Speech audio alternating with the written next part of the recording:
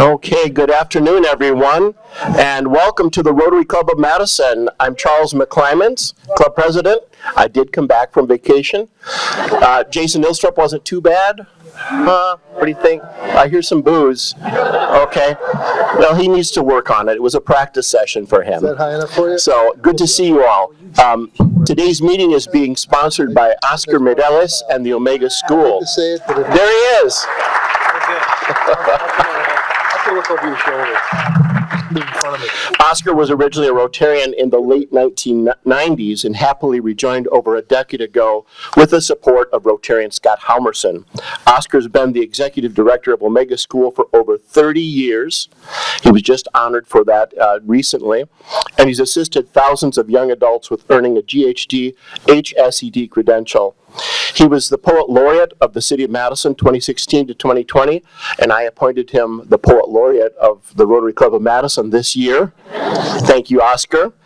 So our thanks to Oscar and Omega School for sponsoring today's lunch.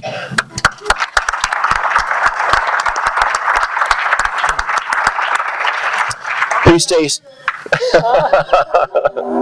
He always makes an entrance. Please stay standing, and we will sing. Ken Yusko will lead us singing "This Land Is Your Land" with Darren Harris on the guitar.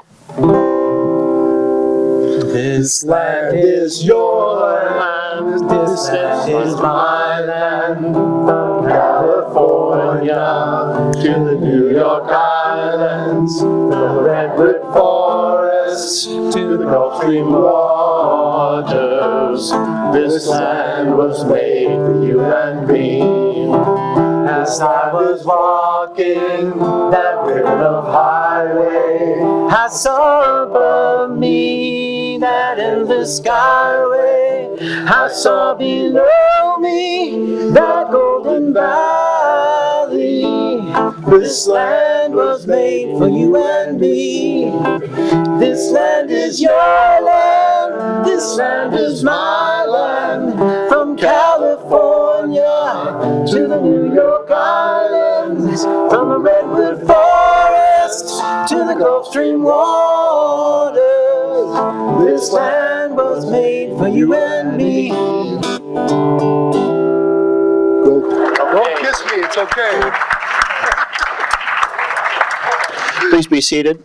And let's have another hand for Darren Harris on the guitar. Ken too, but Darren on the guitar for his serenading us. Thank you, Darren. Thank you, Ken. Before we introduce today's guest, we have a special guest that I would like to introduce. And if he would stand up, Joe. This is our new superintendent of Madison Public Schools. Joe Gothard is with us today. Welcome, Joe.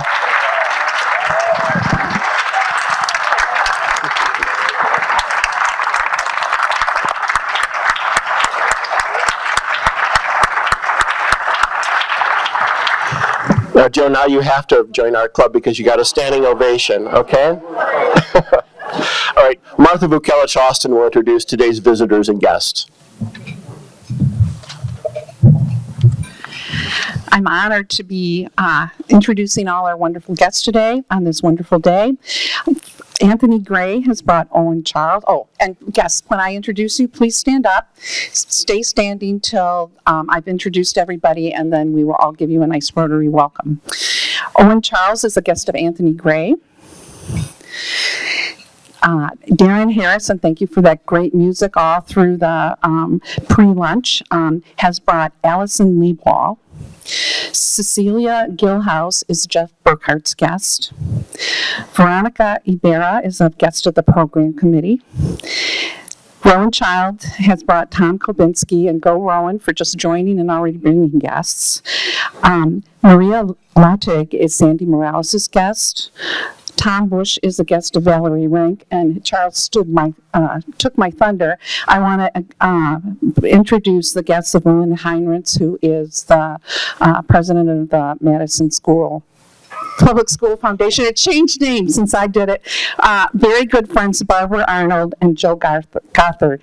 And I think, Joe, there will be a lot of people standing in line to be your sponsor to join Rotary. So let's give them all a great Rotary welcome.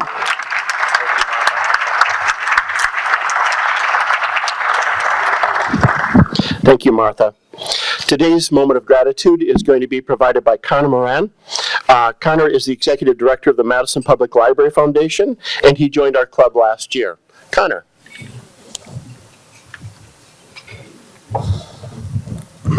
Thank you, Charles.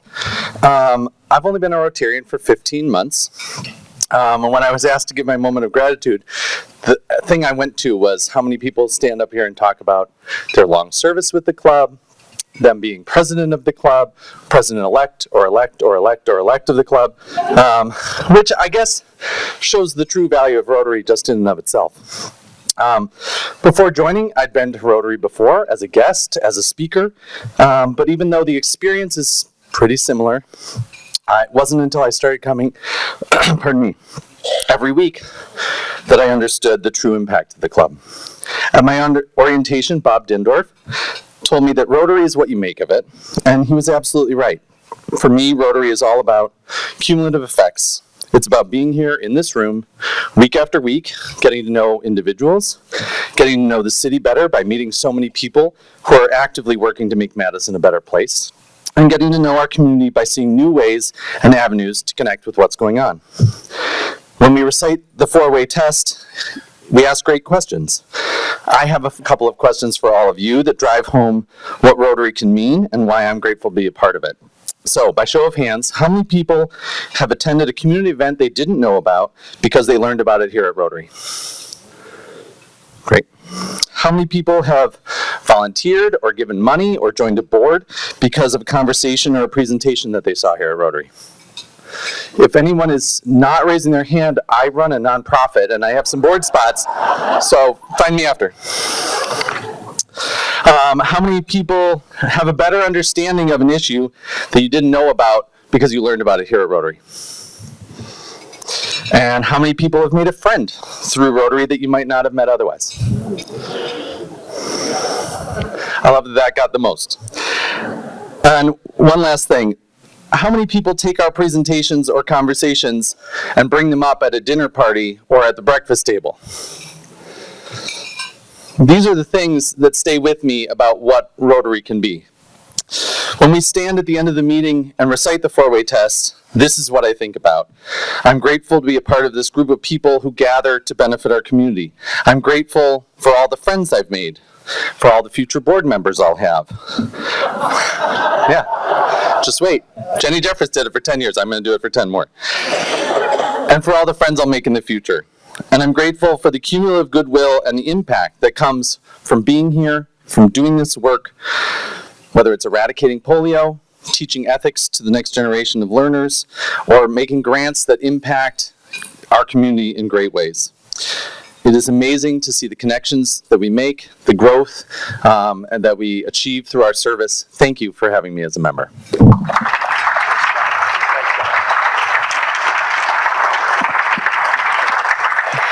Nice job, Connor. Thank you for sharing. You get Rotary, and we appreciate that. Rob Stroud is the chair of our Goodman 50 Plus Fitness Program, and he's going to come up and tell us about that program. Yes, I am.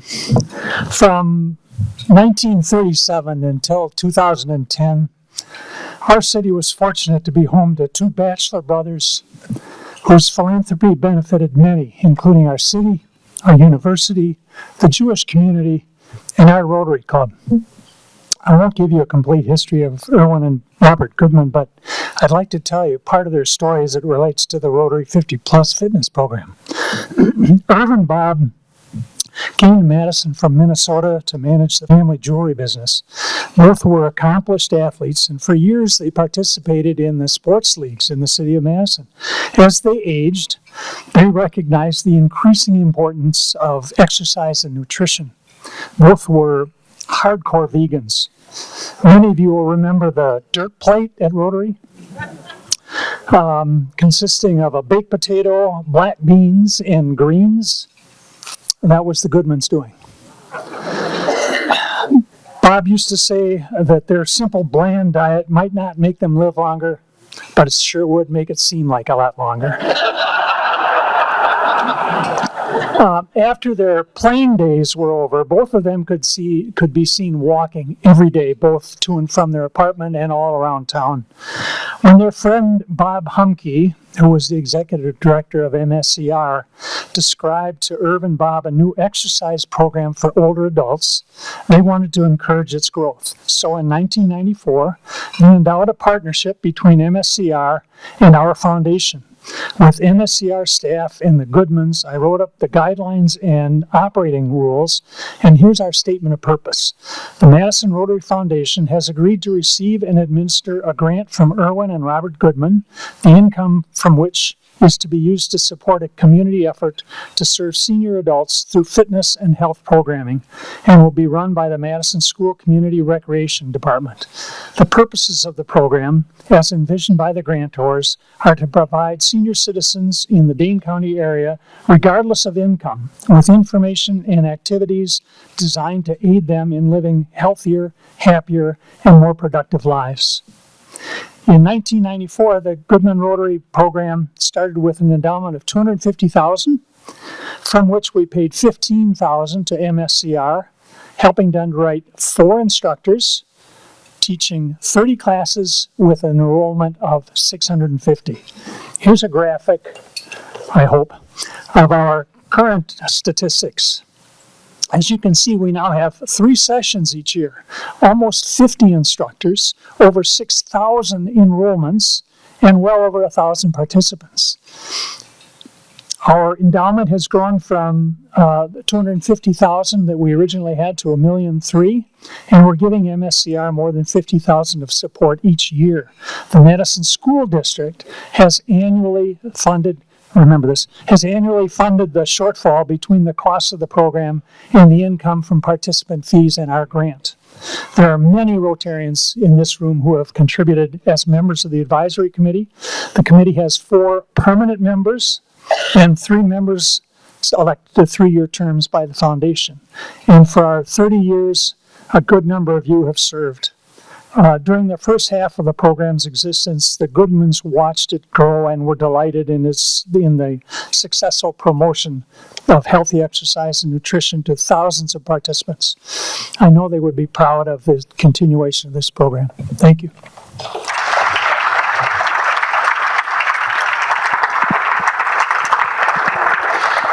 Thank you, Rob. How many of you did not know about this program, this good program? More than a few hands, and that's why I said, asked Rob recently, I said, come shine a light on the good work. I mean, we focus a lot on youth, and education and scholarships, but we're also providing service in the community of senior citizens. So, great program, and thank you for highlighting it, Rob. Some of you may have heard, I have a special announcement, that on June 5th and June 12th, we're going to be booted out of the Park Hotel, as we are occasionally. Thank you, Jason Salas. All right. But on June 5th, we're doing our Rotary Vocation Days, so that will be announced soon. You can go and visit the workplace of Rotarians. On June 12th, we will be meeting at the Marriott West in Middleton. And we have a special guest speaker. It is none other than Rotary International President Gordon McAnally. So thank you to Ed Futa. I don't think Ed is here today, but Ed has a relationship with Gordon, President Gordon, and he's going to be coming here, making a visit to Madison. So please put that on your calendar, and I want you all to wear your Rotary pins that day. Remember, at my first meeting, we gave out the theme, Create Hope in the World, so you should all have them, and I may actually levy fines that day, which I can do, coming to the end of my tenure. But I would ask all of you to show up and to wear your pins, and let's give a warm Madison welcome. We're inviting, it works out well that we're going to be at the Marriott because we can hold more people. So we're inviting we'll have district governors, past district governors, probably some other Rotary brass that will be traveling with him. And so it will be a festive event. So we'll give him a big, warm Rotary Club of Madison and Madison welcome. So please join us all then. Oh, just one reminder that we need to know about the lunch count 2 weeks in advance. So the office will be sending out a special email reminder about that. We need to know by the May 28th deadline. So mark it on your calendar now. Make your decision now. All right. Lithium battery recycling, our Going Green Fellowship, is set up in the back corner there, offering to collect household lithium-ion batteries for recycling through the month of April. So there's a collection box back there. Bring in your batteries, and they will recycle them. On to birthdays. We have birthdays to celebrate with a bit of humor and wisdom that complements Rotary's mission, and we also invite our celebrants to make a gift to our Synergy Scholarship Fund. April 7th, Robert Reed. April 8th, George Keane. April 10th, past President Jim Ruley. April 10th, Frank Stein, who says, being 90 is a gift of life and a joyous time to celebrate the love of family and friends. Thank you, Frank. April 10th, Marissa Young. April 11th, former International General Secretary Ed Futa. He must be out celebrating his birthday. April 11th, Amy Overby. April 12th, Ned Baxter. April 12th, Mike McKay. April 12th, Craig Weddle. April 13th, Ellen Foley. Let's thank our celebrants for their gift to the foundation, and let's wish them a happy birthday. Happy birthday to you. Happy birthday to you. Happy birthday, dear Rotarians. Happy birthday to you. And many more.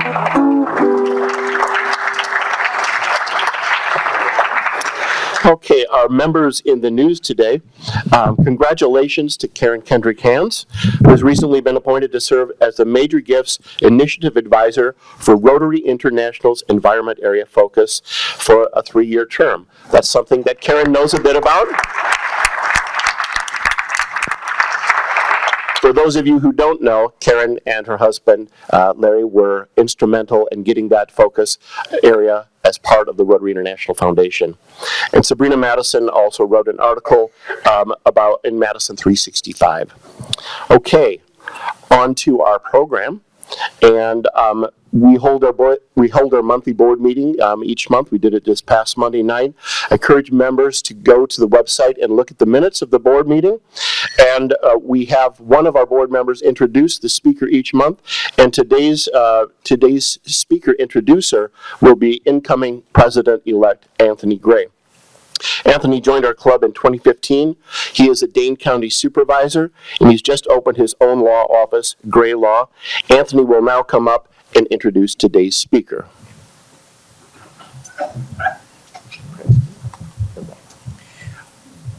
Thank you, President Charles, and good afternoon, my fellow Rotarians. Today's speaker is Armando Ibarra, who is a Vilas Distinguished Achievement Professor at the University of Wisconsin-Madison. Professor Ibarra serves as a faculty Latinx specialist for the Division of Extension, as a research affiliate in the Applied Population Laboratory, and as an affiliate faculty in the Labor Center at UMass Amherst. Professor Ibarra earned his PhD in political science at the University of California, Irvine, and joined the UW faculty in 2011. His research and fields of specialization are political economy, working communities of Latin American descent in the U.S., social movements, community development, international labor migration, and community-based participatory applied and action research. We look forward to your presentation, Professor Ibarra, and we have made a contribution in your name to the Rotary International Polio Plus Fund as a way to say thank you for sharing with us this afternoon. I also want to mention that we will have a Q&A with our speakers at the end as time allows, but please wait for the microphone if you have a question. So if you would, please join me in welcoming Professor Ibarra to the Rotary podium.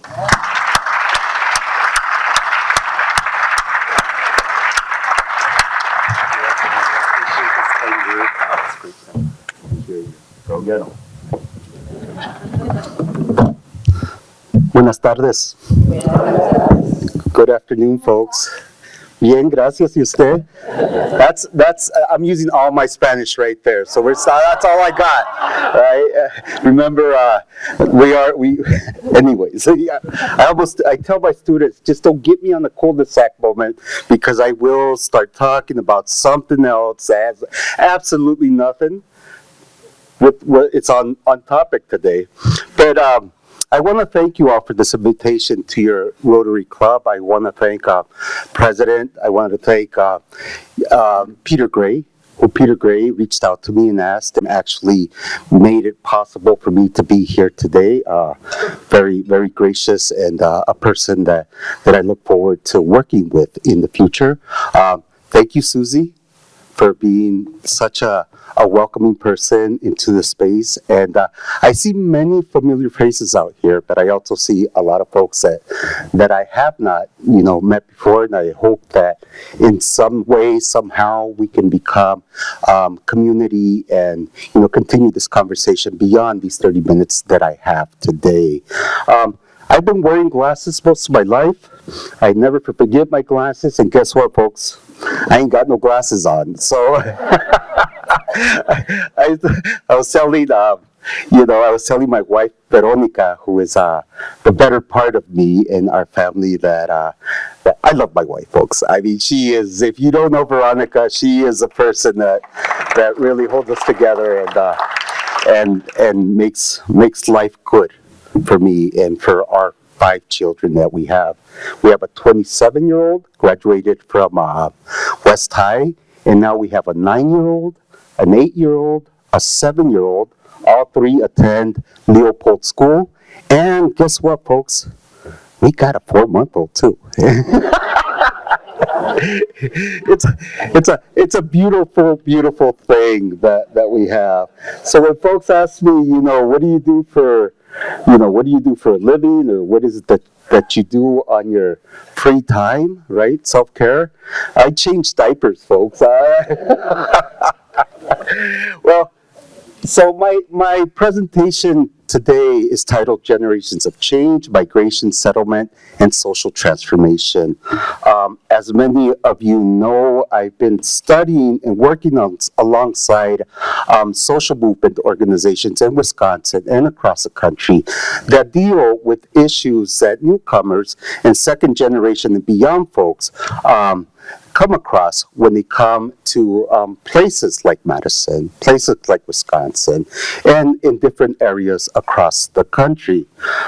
But before I can tell you a little bit more about this presentation, I want to share with you who I am. What is it that brought us from California, we're transplants from California, right, to Madison, Wisconsin, our new home, and why we're rooted here, and why we plan to be here into late in our ages as well. Madison is our home. We are here to stay and to make it a place that's welcoming for all. So I want to first position myself by reading a little something. I've been working on these memories that I plan to put into book format that I've been collecting for quite some years. But this is just something that I like to share with folks. My great-grandparents and their generation were labor migrants.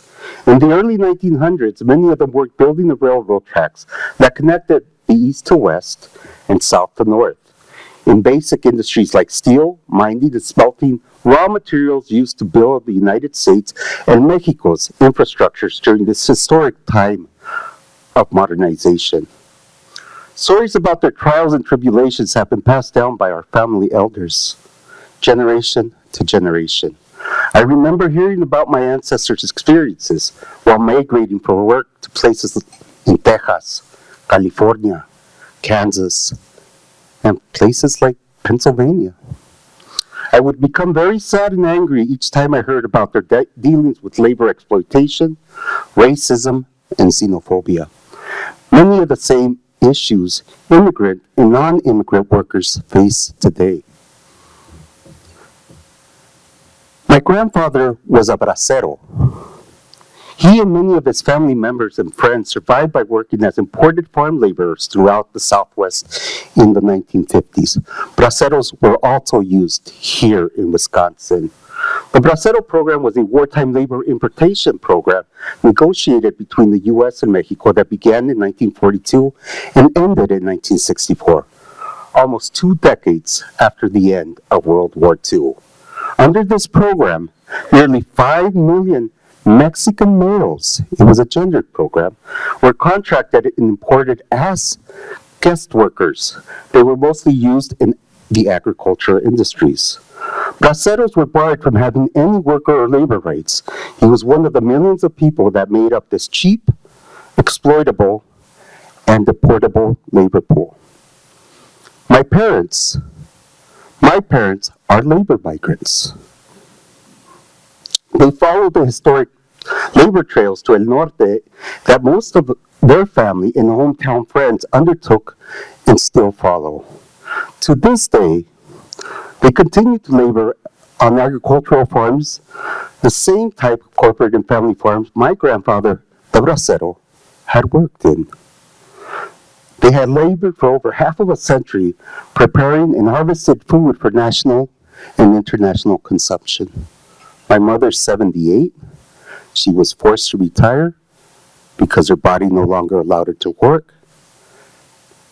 My father's 81, and he wakes up every day to go out to the fields and work to this day. Now in their late 70s, they cannot afford to retire because they belong to a racialized working but poor class. They will continue to work until their bodies no longer allow them to do so. They cannot retire with dignity. This person in front of you, I too am a labor migrant. I was brought to the U.S. at the age of 2 and joined the family work unit at the age of 4. We worked in many of the same fields and orchards that were owned by the same growers my grandfather had labored in. I worked those fields until my early 20th. I can tell you that the last day that I worked as a farm worker was harvesting kiwi fruit in October, my junior year of college. You can't make that up. Harvesting kiwi fruit. My children, Sofia, Amalia, Armando, and Luciano, are no longer labor migrants. Their stories will be different, but their lives are rooted in the political economic context that has been spanning for over 5 generations and continues to be in the making. Here you have 2 photos. The first photo, the black and white photo, is of braceros. These are Mexican males that are being contracted as guest workers, being processed to make sure that their employers in the U.S. are going to get the best bang for their buck. So right now, what they're being sprayed with in this photo is DDT. Okay, so they're being sprayed with DDT and really being treated as a commodity to be bought into the U.S. and used for production in agriculture. The color photo is a picture of my parents. I am proud of my parents. They are at their lunch break. And if you look closely, what you see is that they're sitting on the ground below the canopy of the kiwi fruits with their lunch in bags, sitting in the mud and water. This is my parents doing what they do as laborers in California. My point here is simple. For many of us who are part of this working class subgroup, labor migration is generational in a continuous process that spans over a century. We are not new or recent, either here in Wisconsin, right? We are not foreign or alien. We are part of the labor and material used to fabricate both the imaginary and the physical tapestry of what is today's America. In short, we as Latin Americans, Latinas, Latinos, Latinx, Latine, or whatever label we choose to use to categorize ourselves, have and continue to construct what has made and continues to make this country great. That is my positionality. What you see here now are two photos. The first one, the larger photo, is of my mother and my siblings, and of this LTD we used to have. And this LTD, we would take our whole family, there's 6 kids, and my mom, and including my tia and 3 other kids. That was our family transportation to and from work, right?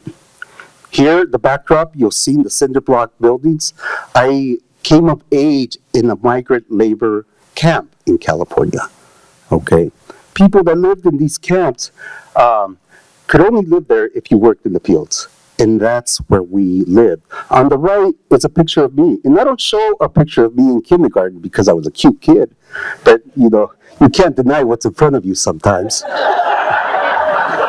But I show this picture to demonstrate that at this age, I was working as an adult in the fields alongside my parents and my siblings, harvesting prunes from the ground, harvesting peaches from the trees, and that this type of generational work-family flows continues to this day.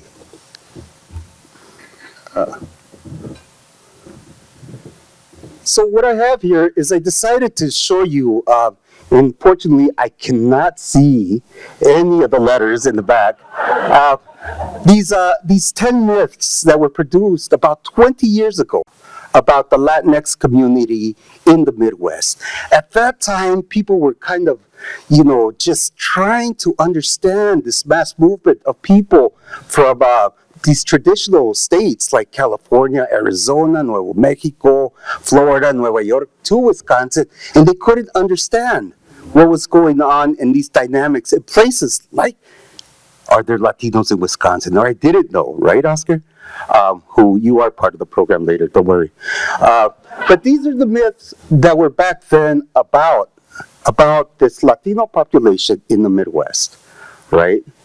These myths, when we study them, we can see that they're part of a national narrative that's been used, not just against Latin American immigrants, but against, on immigrants from all over the world to explain their positionality. The one difference here is that I think it's number 9 or 10. They say there is no racism in the Midwest. That's one of the myths that they bring up in their research, and I thought it was something that I would like to share with you all. And it's in the record, so you can all read these more carefully when you have a little bit more time. But then there's these working people paradoxes that are often used for Latin American working population.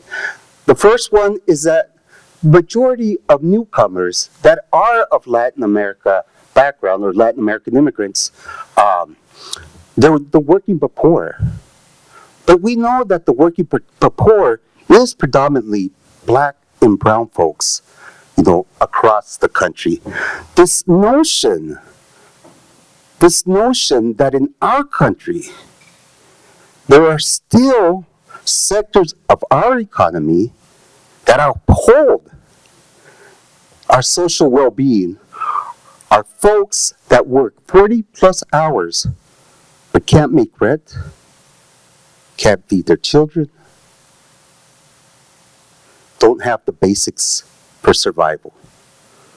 It's something that I always like to bring back to the table, that these are some of the people we're talking about. They do the jobs nobody else will do. How many of us have heard that? Those immigrants, they do the jobs anybody else will do. They do the hard work, right? I'm not a fan of that type of narrative because it biologizes work, okay? It makes it sound like these folks, you know, are bred to do these types of jobs. There is a great anthropologist, medical anthropologist from Berkeley that wrote a piece called Oaxacans, they like to work bent over. It's in their culture, it's in their nature. This was a popular sentiment of the growers for this working population. And I think it's really dangerous language in a narrative that gets used quite often. They're essential, but disposable. Essential, but disposable. Okay? And if the pandemic taught us many things, but one of the lessons is that those essential, working but poor, black and brown bodies were disposable as well. We have the largest number of deaths in some of these essential industries, essential jobs, were of Latinx immigrants and black workers. For the new arrival, I would add deportable. Essential, disposable, and eventually deportable. Starts blending in with those narratives of the braceros. And this is my favorite.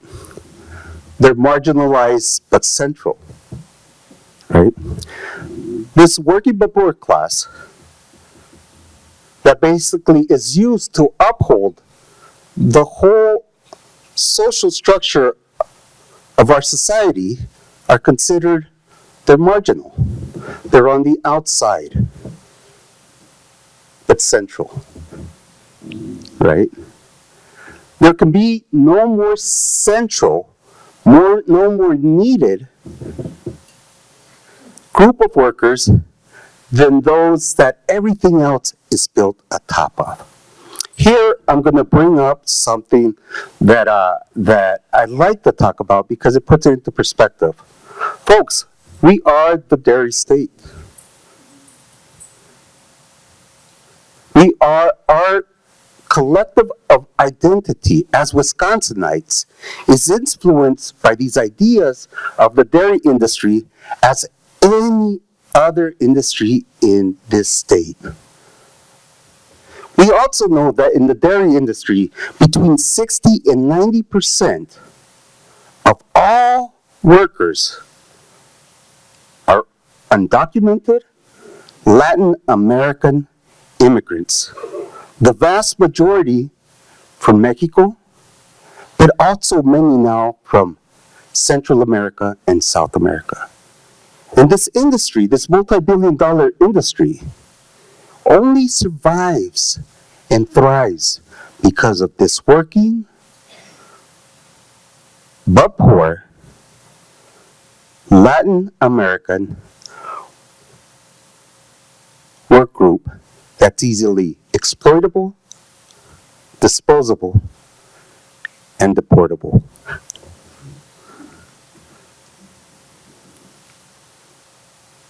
So what we have here is just the different labels that are used when we describe Latino communities. And if you notice, I've been using a lot of different labels interchangeably because this is a debate that we're undergoing right now within the community. But this, I added this slide so it's part of the record as well. Just know that the Latino community is diverse. It's diverse in generation, it's diverse in class, it's diverse in profession, it's diverse in the regions that folks are from, you know. It's diverse in so many ways, but then we try to homogenize its experience into these labels like Latino, right? Which tell you a lot, but at the same time, don't tell you much, right? Depending, a Latino is not a Latino, is not a Latino, right? It's different to be a Latino in Texas than it is to be different to be a Latino in Florida, than it is to be a Latino in California, than it is to be a Latino in Wisconsin, okay? There is a special identity that's built from the places we call home.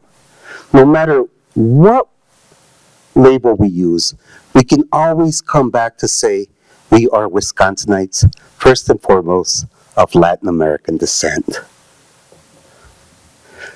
Again, for the public record, this is from a book that we published in 2018 that really looks at working class populations and looks at the Latino population and puts out these precautions about using these labels and to understand the complexity of it all.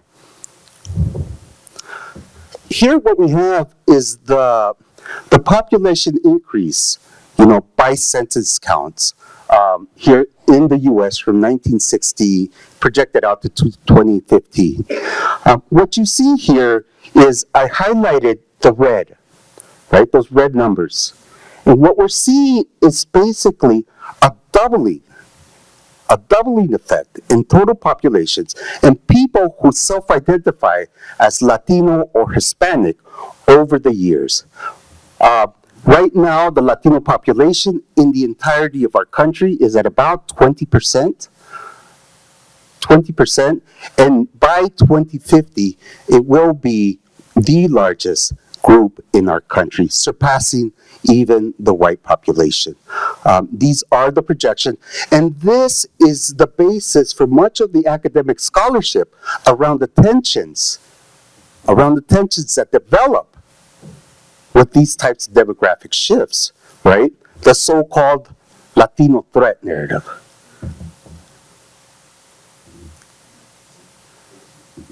Here we see two real quick two snippets of two publications, one from the LA Times, one from the Wisconsin State Journal. Of course, we expect that in California, there's a demographic shift that's going to take place, where now in California, there is no single group, ethnic or racial group, that has 50% plus representation. It's called a minority-majority state now, and Latinos being the majority in California at this point. That's fine, that's California, but what about Wisconsin? In Wisconsin, we're going through similar transformations as well. As far back as 2013, the Wisconsin State Journal put out a story that said Latinos, Hispanic, have now become the second largest group in the state of Wisconsin, signaling that Wisconsin was no longer immune to this transformation that was taking place because of population increases of Latinos. So now I put together some maps for you all just to give you a visualization of what this looks like, this transformation, and where we're at now. And I put together these maps in collaboration with the Applied Population Laboratory on campus. If you ever need any type of demographic work, they are the folks to go to. I did my plug now.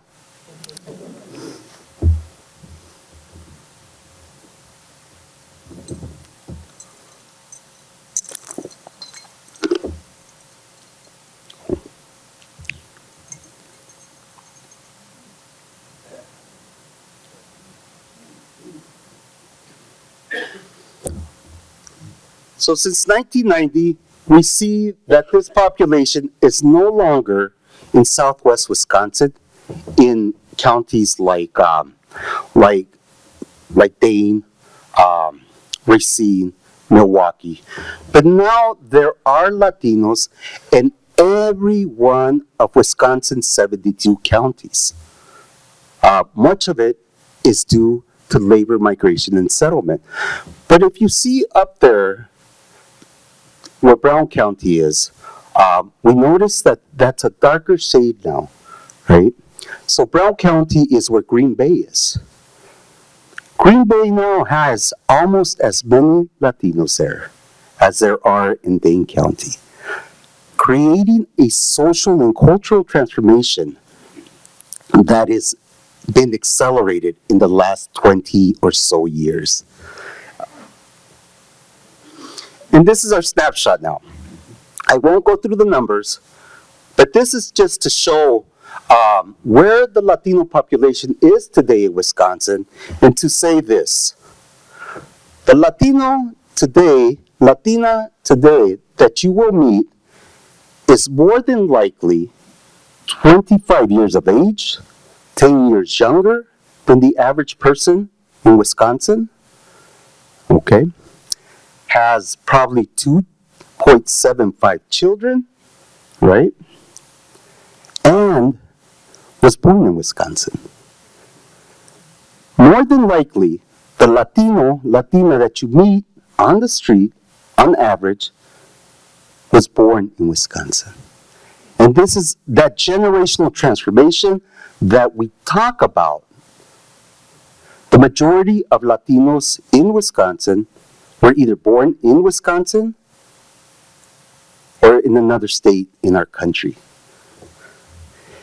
And Joe, you know this better because you see it in the schools. Arcadia, for the record, for the first time in Arcadia, there was more Latinos than there was white people. And it gained national attention, came on CNN, the Wisconsin State Journal. All folks came down to Arcadia and said, what's going on in Arcadia? Why are there so many Mexicans there? And it became something that just captured the imagination because it speaks about the social transformation that's based in demographics that's happening in Wisconsin. One of the last places where demographers, social scientists, and folks like me that studied these types of issues would have expected it to happen. And here it is in front of us taking place. So this is what I just laid out. It's this demographic shift that's based on four different points, right? The first one is continuous mass labor migration from Latin America to the U.S. The second is,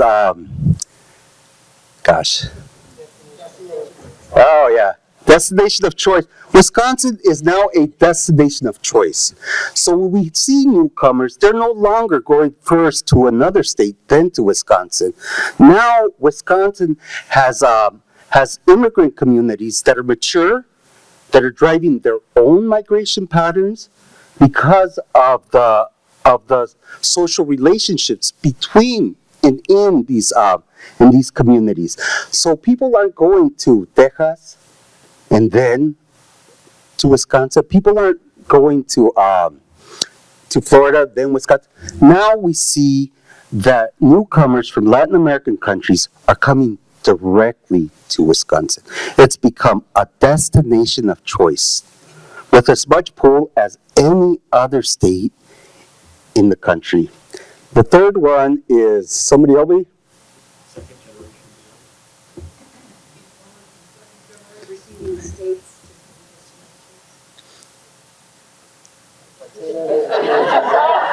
See, I'm making you all work, which is a good thing. Oh. Yes. So what we're seeing here is that we have, it's a place where more and more Latinos are coming. They're transplanting from across the country to the U.S., like my family. Okay? There's opportunity in Wisconsin, and people are seeing it, and people are coming for those opportunities. And finally, it's the high birth rate.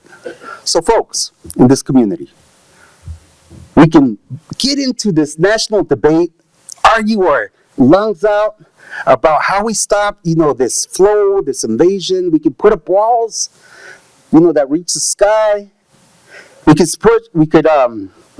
could point missiles to sending countries all over the world. We could stop immigration today. Today we could stop it. And guess what? This transformation is already happening, and this transformation is going to take place. And it's the most natural thing that can happen. And in my estimation, a very beautiful process.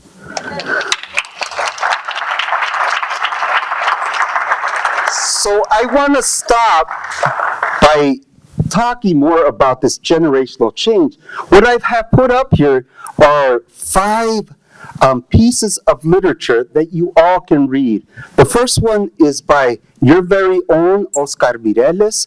He edited this anthology that says, "I didn't know there were Latinos in Wisconsin." What a beautiful title. And within this anthology are people's stories of belonging, people's stories of how they felt when they were excluded, people's stories of triumph and of challenge. Read that book. The other one just shows it's by Sergio Gonzalez, Mexicans in Wisconsin. It just tells the story that's over 100 years of Mexicans in Wisconsin. So this newness idea is what he tackles. Then we have the work by Tess Arena and Eloisa Gomez, who capture the oral life histories of elder women in Wisconsin from diverse backgrounds that have been in struggle, creating community for place to have communities that they can belong. We have the 2 most recent books. One is Obreros Unidos, about a social movement that took place in Wisconsin with farm workers. And finally, we have this new book that just came out by, again, Sergio Gonzalez. And it is the story of Latinx in its entire diversity in social movements, but the title will tell you all. What does the title say? Strangers no longer. Strangers no longer. From feeling like you were born here, you were raised here, but not a part of, to we are strangers no longer. We are here, we are community, we are interconnected. Folks, that's all I got for you all today. I thank you. I apologize for the glasses. And I'm more than willing to entertain a couple of questions. Here, over here. Thank you for sharing your story with us and underscoring the importance of all of our immigrants to our community. And who are you? I'm Karen Kendrick Hands. Thank you very much. And they often let me ask a question, so I will. Please. My understanding is that often climate change and the impacts it has on people's ability to earn a living where they are is a factor. How is climate change complicating the immigrant story?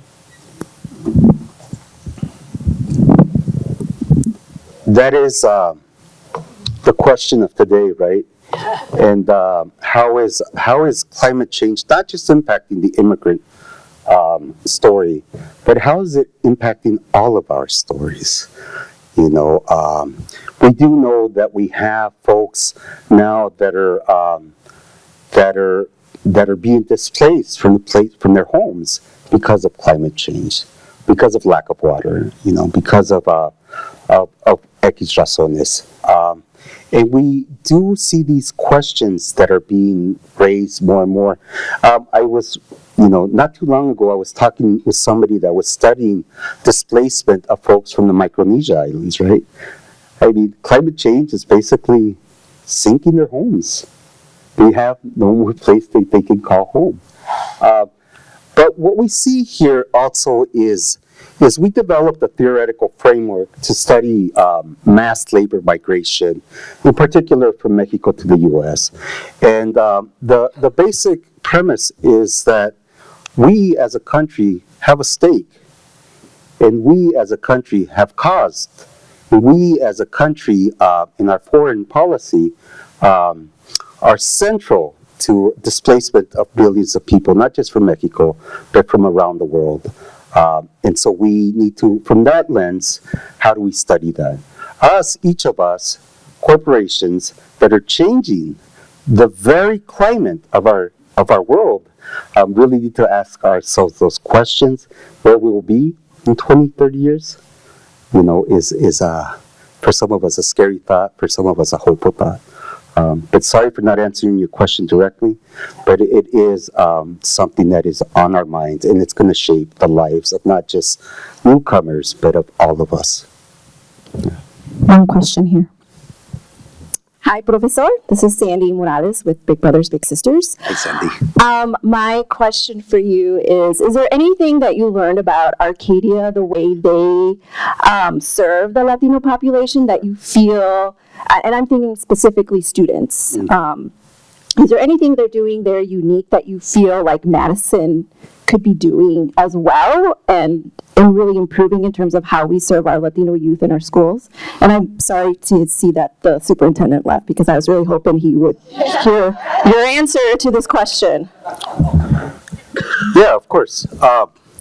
What we learned is that Arcadia is undergoing some of the same challenges that most school districts are across the state of Wisconsin, and quite frankly, across the Midwest, is how do you serve a population, of a Latino population in Arcadia in a way that uplifts not just the community, but puts the children in the best possible position to be successful. I know that, for example, here in Madison, there's been challenges in recruiting teachers. Now imagine what that challenge looks like in Arcadia, right?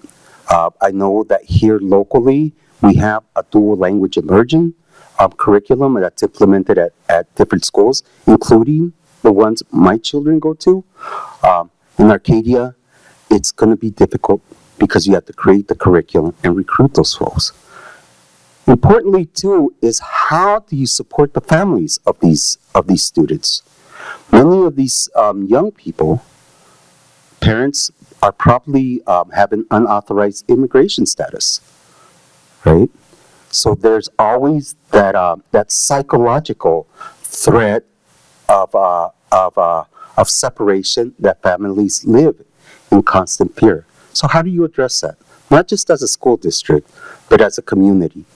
And I think that's one of the things that we witnessed here in Madison in 2016 and 2017. So resources, it comes to a question of resources, it comes to a question of priorities, and it becomes a question of real authentic outreach by not just school leadership, but by city leadership and folks like you to newcomer communities to create these welcoming spaces.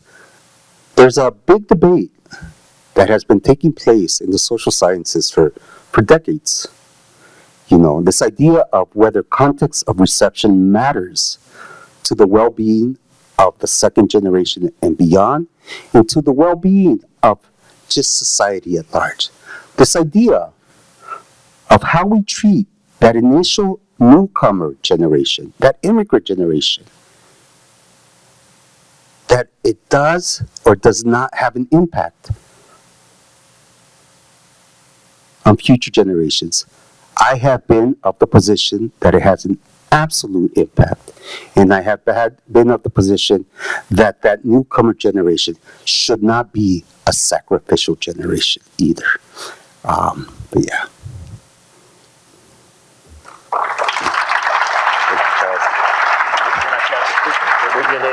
Thank you.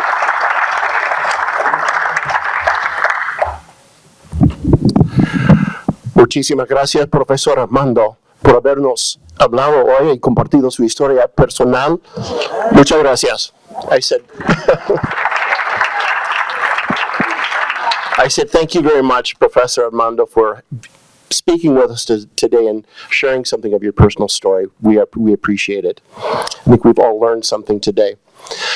Okay, next week, please join us when we will hear from Gavin Luter, a member of our club, and Stoughton Mayor Tim Swadley on the topic of university, the Wisconsin Idea and Local Government Innovation Partnerships. It will certainly be interesting. Before we go, I also would like to share with you that for those of us who park our cars here and use the wonderful valet service, 2 of the longtime valet members, parking employees of the hotel, will be leaving. One one, Colin, this is his last week. And then John, who is kind of the head guy down there, many of you know, will be leaving in 3 weeks. And so I would ask that you all share your gratitude with them and pull an extra 20 or something out of your pocket if you can, and thank them for all of their wonderful service. They've been working here for many years. So, all right, before we adjourn, please stand, and we will recite together the Rotary four-way test of the things we think, say, and do. Is it the truth? Is it fair to all concerned? Will it build goodwill and better friendships? Will it be beneficial to all concerned? See you next week. We're adjourned.